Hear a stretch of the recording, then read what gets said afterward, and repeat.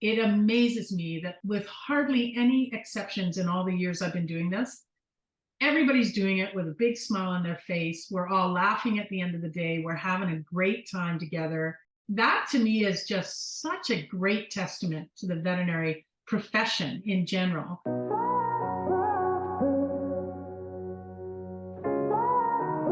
Welcome to Vet Life Reimagined. Have you heard the breaking news?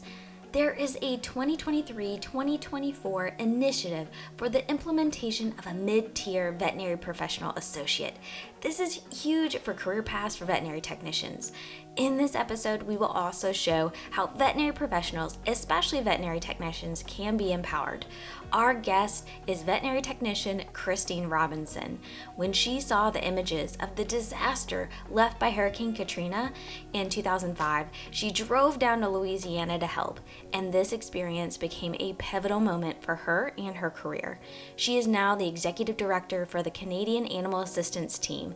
We will discuss the benefits of volunteering, talk about how to make volunteer efforts sustainable and how this can translate to your clinical practice, and Chris's insights on empowering veterinary technicians. Also, right now, go and hit that subscribe button. Now, let's get to the conversation with Christine Robinson. So when did you know you wanted to get into veterinary medicine? It was a very roundabout route that I took. I've always loved animals, which everybody says. It's true. But I didn't know how to turn that into a profession at the time because it was it was in the Stone Age. It's a long time ago. And, I didn't even know what a veterinary technician was. I'd never heard of one. And so thank God that I think is changing. But I definitely knew that I would love to work with animals. And so I did. Eventually, I actually met some veterinary technicians and I learned about the profession, and it was definitely the direction that I wanted to go. Yeah. I'm really curious. So, when you met the first veterinary technicians, how did they describe what they did that got you excited into doing a similar type of role? Well, it's interesting because I actually started in large animal. I was at Cornell University with my husband, who was doing his PhD down there, and started to work at the veterinary hospital there in the large animal end of things. And those were the technicians that I was in awe of how much they knew and how much they could do and how strongly involved they were in the day-to-day care of the animals. And that's definitely what lit the fire. So, you started in large animal. How did that go? I was in the large animal field for about 6 years, Okay. and then we moved. And there was a position in a small animal hospital that was very close to where we were living.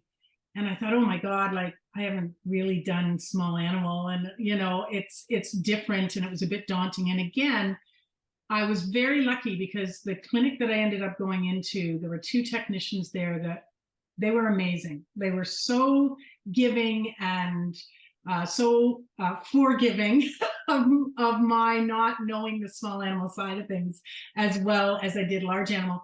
And they really, really just, helped me get that transition where I started to feel really, really comfortable with the small animal side of things, because it is quite a different role. It's different with how you interact with owners. It's just everything about it is quite different. And so, yeah, they were amazing. And then I just stayed in small animal because I loved it. I'm guessing, is it more interaction with the owner when you're working with small animal, or? If you're working with a large animal veterinarian who's going out on the road all the time, technicians didn't used to be used very much at all for that. And now, they are a little bit more, but it's a different thing when you're working in a large university hospital, because then the animals are coming to you. I mean, there is an ambulatory service, but most of the animals were coming to us. And so I had lots of interaction with the owners, but I would say, and I don't know that it's a difference between large and small, it's a difference in time. So as we progressed through time and techs got to do more and more, and I think then in small animal we really were very lucky because there's so much client education, and there's so many things you can do for those animals. And so I think in small animal, in general, you have a little bit more interaction with the owners, but it really depends on the individual large animal job. Gotcha. And so you said you fell in love with small animal. If you had to put it into words, what do you feel like is what really captivated your heart and you're like, "Oh, I love this. I want to stay more in small animal." Well, honestly, one of the things that very slowly became a real passion of mine was behavior. I really love animal behavior. I love training. And I really enjoyed being able to work with new puppy owners, new kitten owners, and help them be successful. And that was really something that I absolutely latched onto, and really, really enjoyed. And the other thing about small animal is that I really enjoy medical cases. I enjoyed, just being there from the start to the finish, and being able to be that person who's really not only providing the medical care, but also being able to be that compassionate person who gets to snuggle and make them feel better in that way too. One of the big kind of pivots in your life and career was going to a natural disaster, which I want to get to. But what kind of, from what we're talking about now to that point, was there a progression or some change or anything within that time period that you kind of started to learn more about yourself or what you were interested in doing? Wow, that's an interesting question.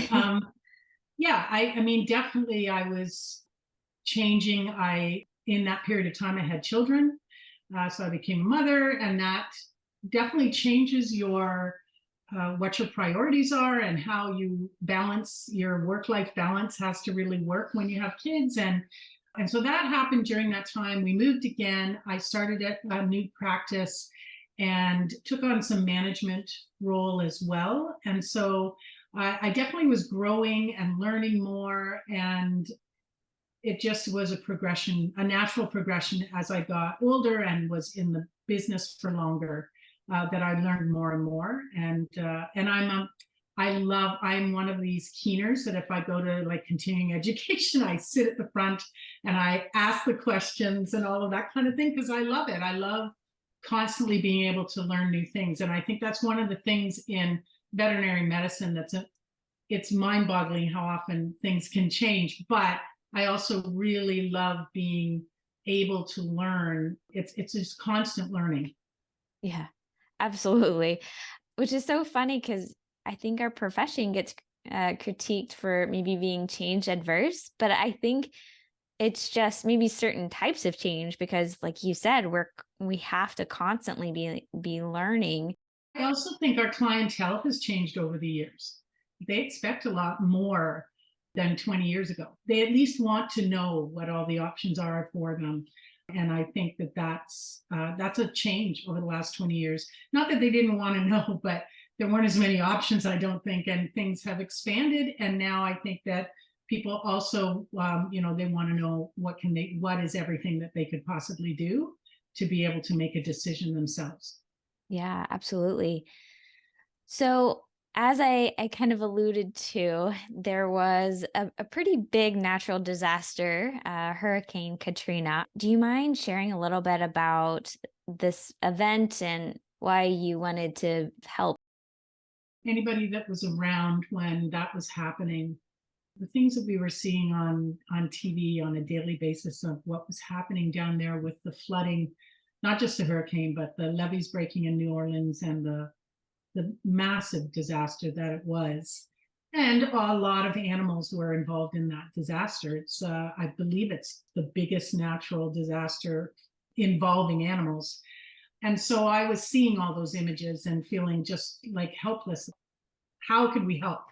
And I was connected through the ASPCA. I followed them and got an email saying that they were reaching out from the Gulf Coast to any veterinarians and veterinary technicians that could volunteer their time, because obviously they were beyond overwhelmed trying to handle what was happening.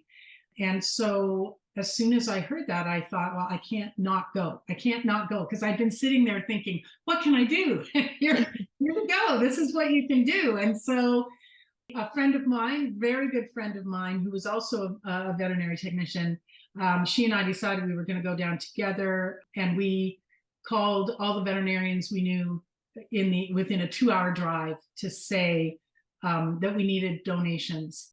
We were in touch with a veterinarian in a suburb north of New Orleans, and just as kind of our contact person to go to when we got there.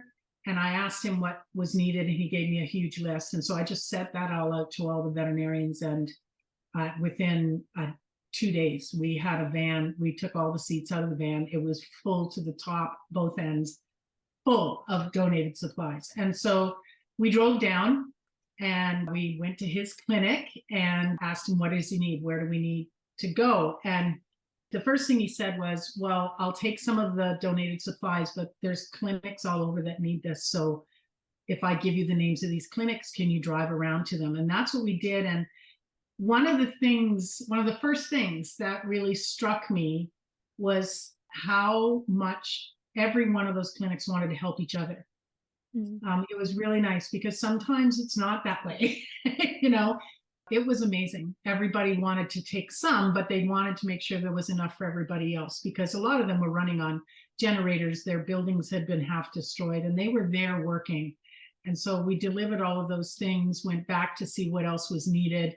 The veterinarian said, you would really be useful if you go to Lamar Dixon. It's like an outdoor agricultural showground. And that's one of the holding stations that had been set up. And so we went there and worked there for 2 weeks, triaging animals. There were 300 or 400 new ones coming in every night that were the rescue groups going in were bringing out. When we arrived, there were 3,000 animals there, and we were getting a new 300-400 a night. So we did all medical treatments, every different type you could imagine. There was some surgery happening. It was a life-changing experience. And just being in an area where there's been a natural disaster like that was certainly a first-time experience for us. And it's so much more affecting when you are there in person as to seeing it on TV. Yeah, so it was life-changing.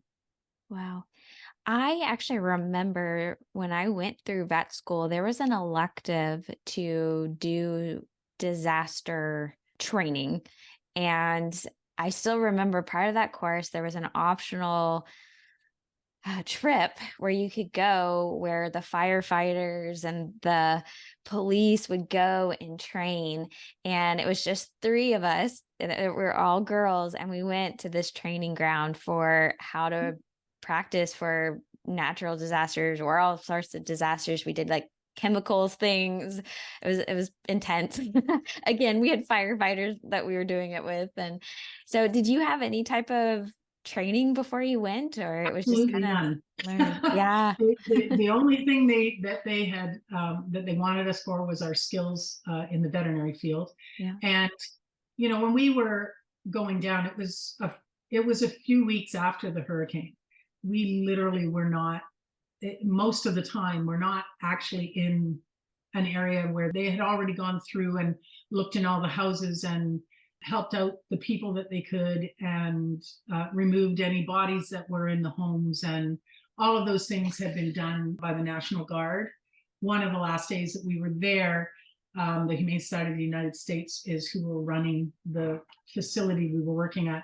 And they asked if there was anybody who would volunteer to go into New Orleans and help find animals that were still there. This was now a month after. And so we volunteered. And for that, they gave us like a half-hour training on how to be safe. People were still not allowed back into the city. There was no electricity. And so we went, you had to go through National Guard checkpoints and things to get in. And so we went and helped trying to find animals that were potentially still in a home and get them out. And also we did a little bit of feeding stations for those that were, because they were running in packs, which was really very odd, because I've dealt with lots of different packs of dogs, but these were dogs that were like, you'd see a pack with a Weimaraner and a couple of labs, and it was just so bizarre. And they were just dogs that were, left behind. They had no choice. That was the law at the time. Thank God it changed. Hurricane Katrina at least had a silver lining for that. And so, yeah, we did just that little bit of work, but we are not first responders. We're not trained as first responders, so we would never be in there right away. Right, right. Yeah. Wow, the dog behavior that you were talking about, technically dogs are pack animals, so it was interesting that they Yeah, that they kind of they found each slowly other started. and yeah, Yeah. fascinating. So you mentioned that this was a life-changing event. So how did it impact you going forward? Well, I think my friend who had gone down with me and myself, we drove back and we both said, we have a skill set that is useful in these kinds of situations. And we feel like we should be volunteering much more, that volunteering is incredibly important if you can help. But we didn't know how. And we had been to an AHA conference a few years before that. And we met a gentleman at a booth for the VMAT, the Veterinary Medical Assistance Teams in the US. They're, I believe, federally funded. And we talked to him and said, oh my God, this is exactly what we would like to be involved with. But we couldn't because we were Canadian. He said, you should start one up in Canada. And I don't know anything about that. And so after all of this happened, I went online looking for different groups. And I found the Canadian Animal Assistance Team. They literally had been founded at the same time that we were down in Lamar-Dixon. This Canadian Animal Assistance Team, it hadn't been officially founded yet, but there was a veterinary technician in BC called Donna Lasser, and she again had got the same kind of email, and she was looking at what was happening on the TV. She was much smarter than I was. We just got in a van and drove down. She went on to CBC and she raised $30,000 in 2 days, and she sent 82 vets and techs down on a rotational schedule for 6 weeks. So they were all down there when we were down there. We just didn't know them, obviously. And so coming back, it was really interesting to me that the group that I gravitated towards was this group that had just been formed. So I joined, and my friend Annette joined, and then it became a group that started to do spay-neuter work in underserved, remote, low-income type of communities. That's what they started to do, and they were available if there was natural disaster as a team to help. Over the first few years, they were actually booked to do a spay-neuter vaccination program in Peru. And 2 weeks before they were supposed to leave, the earthquakes happened in Peru. So they just, everybody that could possibly change their schedule did, and they all went to help much sooner. So right after the earthquakes. We've kind of evolved over time and moved away from the disaster response because we know we're not first responders. We're just people that can get called in to be skilled hands. So we're still in the network and people can call on us, but our focus started to change to be towards spay-neuter. And then that has evolved tremendously over the years. So much so that I think you started your own chapter, right? We had an Ontario chapter right away. As soon as Okay. I joined, we formed the Ontario chapter because the members of Canadian Animal Assistance Team are all across Canada. The base was in BC. The membership was all across Canada, and so we thought let's have an Ontario chapter so that we can connect, and that kind of slowly. Also, the chapter is not really part of it anymore. It's just everybody's involved all across the provinces where we have memberships. We just stay connected with each other and meet usually on projects. So you mentioned that a lot of the focus is spay neuter projects. What other things is the association involved in? For quite a long time, we were partnering very often with First Nation and Inuit communities, and we were partnering with a community for 3 to 5 years going in annually to do spay, neuter, vaccines, humane education. We knew it wasn't sustainable. We were doing, yes, we were making a difference in the community, but it was a temporary difference if we didn't do something else. And so we've started to evolve our model to include other things. And so now when we work with the community, we work with the local leadership, and the goal is to have the creation of an animal management plan that is unique to that community. It's run by that community. So we are kind of here as mentors, we're here as advisors, but we're not the ones who are running it. It's the community themselves. And that's how it's going to be a more sustainable thing, because the spay neuter has to be supported by other programs. So it might be in one community, maybe they decide they want to have some bylaws and have some more control over the loose animals, and other communities may feel that that is never going to work. And so there's other ways that they might want to do things. So it's meeting with the leadership. It's talking about what are the main problems in that community. And then we start to work about what are the root causes of those problems and how is that going to define what this plan is going to be. And so initially we will do spay, neuter, and vaccine, because it's almost always a priority, and that's fine. But the goal is to figure out how to have veterinary access on an ongoing basis without us.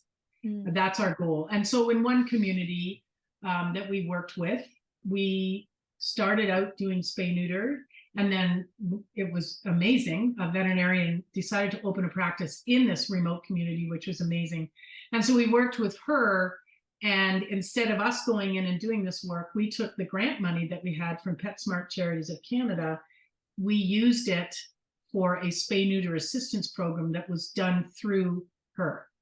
And so that's the perfect solution. But unfortunately, in a lot of communities, you're not going to have a vet just happen to come by and open a practice. But so you have to be inventive in figuring out what the solutions are, but you do it together with the community leaders.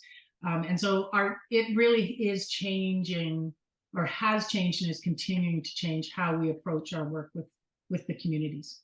When you started to talk about that with a veterinarian coming into a rural area and opening up a practice, which is so needed, it made me think of, there are a few governmental programs that are trying to encourage veterinarians to come to rural areas to help with that care that's needed for animals. Has anyone come to you, or have you worked with anyone on maybe showing where some of the biggest needed areas could be, or have you collaborated with any other types of groups? Well, it's interesting. I do have quite a network, having been with this for so long. A network of groups, and we all discuss what the issues are. And there are some that are definitely trying to work with the different, because in Canada, every province has different regulations. And so in order to be able to go in and do volunteer work in a particular province, there's a lot of hoops you have to jump through to be able to do that. And in general, we've been very successful in doing that. We have no problem doing it, because we want the provincial medical associations to know that we do have protocols that are as safe as we can possibly have them. We do have follow-up care, and we're not just going in there and doing a job that's not really well done. And so we want that to be part of what we do, but sometimes it can be a barrier to trying to get to work in a particular place. But those things are changing. I find slowly over the years they're changing. They're getting a little bit more understanding of working in these remote areas. And so I think we're getting there. Also, telemedicine is helpful. It's very helpful with the remote. And so we have a particular link to our organization through telemedicine, so that if it's a community that we work with and someone in that community needs to call telemedicine, they use that link, they'll get a discount because we're an affiliate. So we're trying to give them some way of access to vet care. It's a Well, challenge. oh yeah. We definitely haven't quite figured it out fully yet for sure. So as we continue to learn and I love how you said you have a network because I think it does take a village, a lot of different people with Absolutely. different experiences and perspectives to come together and work collaboratively. That just makes me feel so amazing when I hear about that collaborative spirit that you found when you went down and were helping Yeah. with Katrina. Well, and Um, even with what we do, I believe collaboration is so important. There's so many groups out there that are trying to do similar work, and we can all help each other. Why reinvent the wheel? If someone's already done this, learn from that and learn from their mistakes.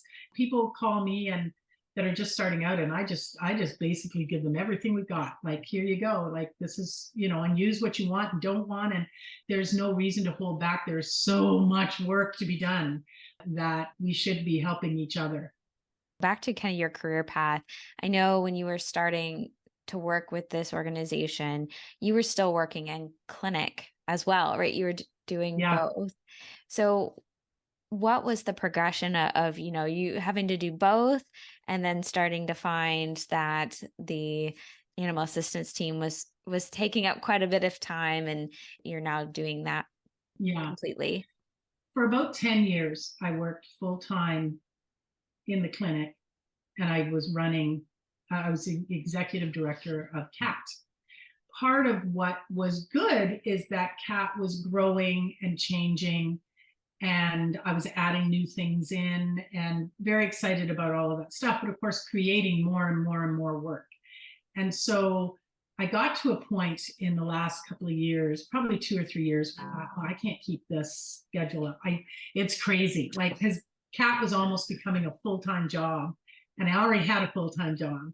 And so I started to slow down, and I cut back my hours at the clinic, and I worked for a couple of years, but it wasn't a sustainable schedule.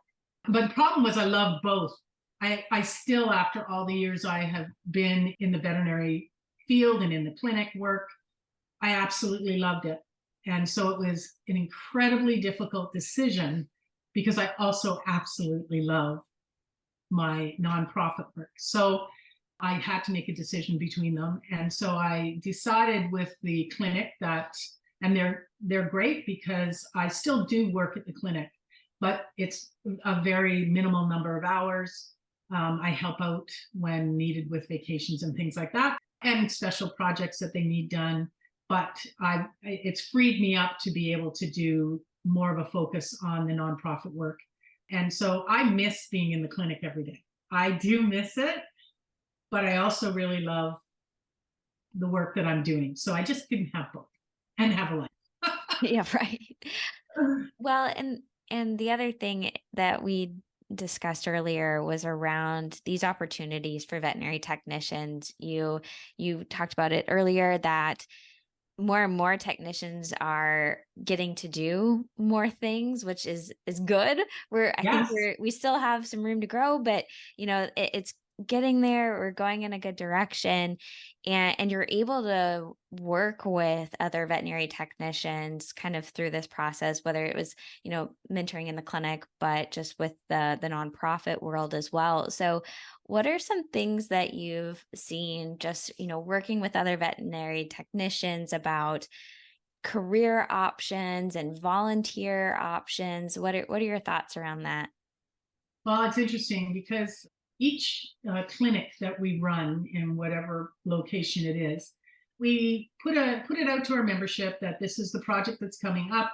These are the dates, and then people apply for whatever one they're interested in, and then we form the team. And so the team is different every time. We do have veterans. We try to have a few veterans on every project, because those are the ones that are going to be able to help and mentor the new ones. But we definitely really welcome new people because we want them to get this fire under them that we have, and we call ourselves cat addicts, and it's not feline, it's Yeah, the actual word. but maybe And both. yeah, it could be feline as well. It's always so interesting. One of the things that I have said many times One of the things I enjoy the most, I do love being able to go into these communities and help out and meet the people and the animals. But I also really love meeting all the vets and techs. Like I've met so many people through this organization and learn about what they do in their daily lives. And occasionally, it's interesting to me because it's a group that comes together. Most don't know each other.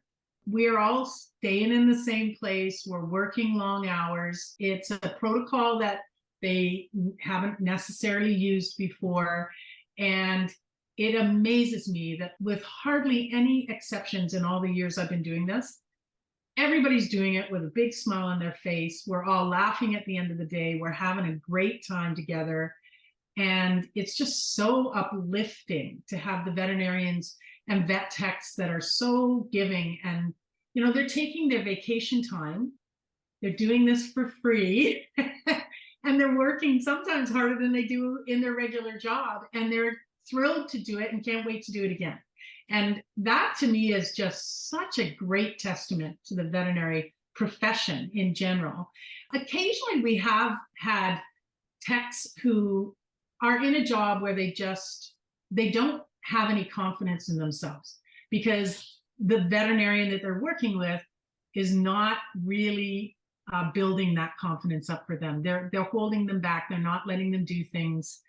And they come on these trips and we're like, yeah, 100% you can do this. And you have a tech that mentors that person and talks them through it. And by the end of it, they're like, oh my God, I can do all of these things. Like it's so uplifting to see that kind of thing. And we've had so many techs say that coming on a CAAT project changed their direction in their career. It changed their mindset and they decided to start to work towards something that they really were interested in. And we've also had veterinarians who have said it recharges their batteries to come on a project because they don't have to worry about how much they're charging. They don't have to worry about the business side of anything. All they have to do is help that animal. And, we have the freedom to do that because we are lucky enough to get grants that support us and foundation money and things like that. It's not something you can do in the real world as much, but yeah, it's really an uplifting thing to see what a difference it makes to a lot of people, veterinary professionals, when they come on something like this.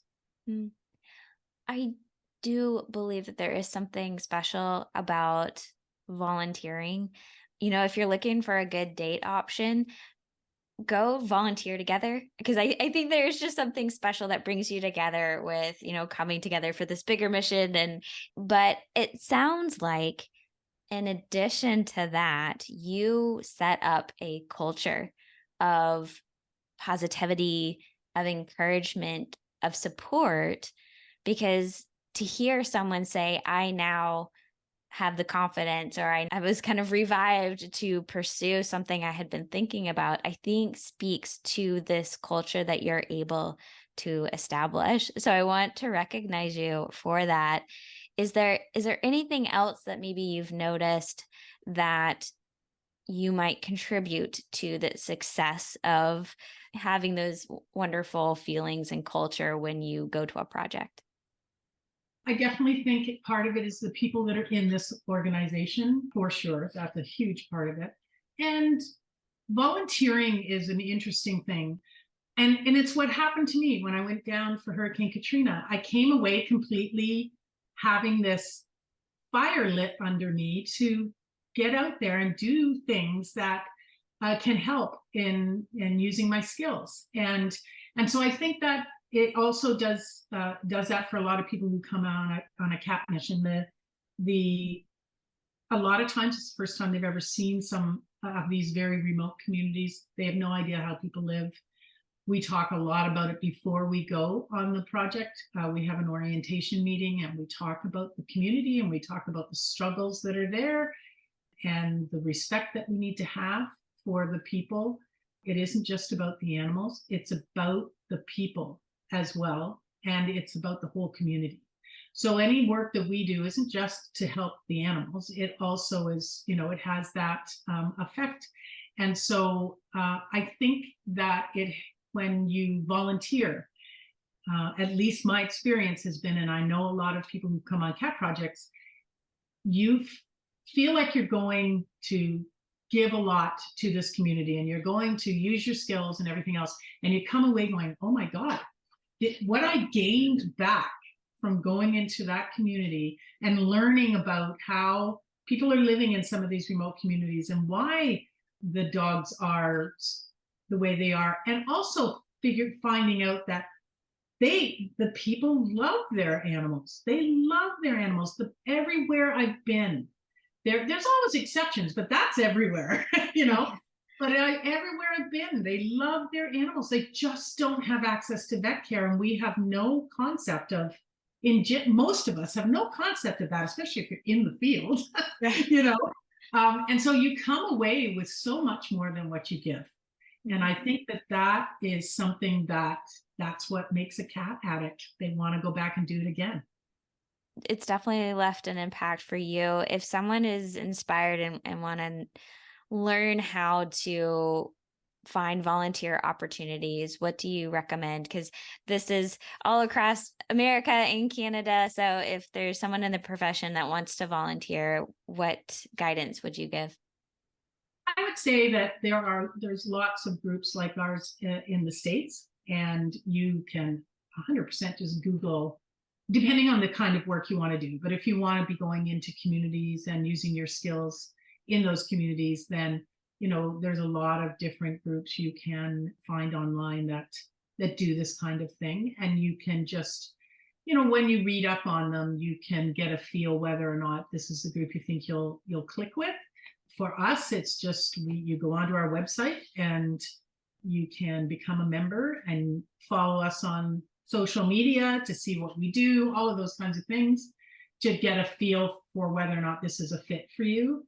I would say you just have to make that first step and go to a project, go to a clinic, whatever it is that is the volunteering opportunity. And you can do volunteering if you're not a person who likes to travel or you can't give as much time.